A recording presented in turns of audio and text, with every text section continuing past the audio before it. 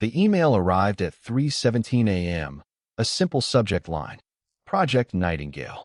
It was from a group called Kronos Labs, offering me £5,000 to assess a collection of pre-2000 hard drives.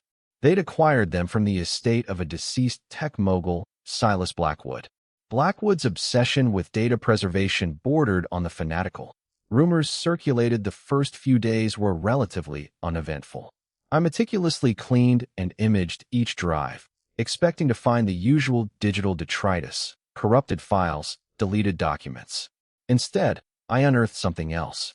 Each drive contained a cascade of fragmented images, blurry snapshots of what seemed like ordinary lives. Around 72 hours into the project, the situation shifted dramatically.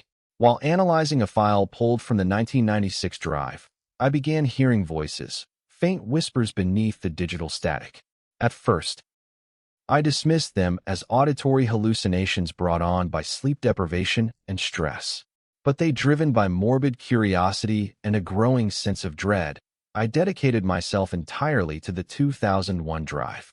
It was far more complex than the others, utilizing an experimental storage format that Blackwood had allegedly developed himself, something he called ChronoSync. As I attempted to unlock, I traced the ChronoSync format to Blackwood's personal research notes. The horrifying truth began to emerge. Blackwood hadn't just been preserving data. He was capturing experiences, specifically traumatic ones. He believed that by meticulously documenting these events, he could somehow contain them. His goal wasn't preservation. Suddenly, the entire room plunged into darkness. The monitors went blank. The voices ceased. But something else had changed. I felt a presence, cold, malevolent, intensely focused on me. As I fumbled for my flashlight, the data streams on the remaining drives began to pulse with. I desperately tried to disconnect the drives, but it was too late.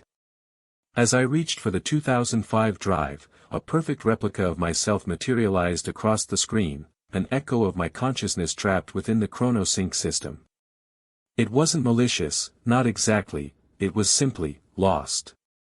As the duplicate Thorn reached out to touch me, the lights flickered back on. I was alone again, the drive silent and force. I hadn't found the archive project, I had become it.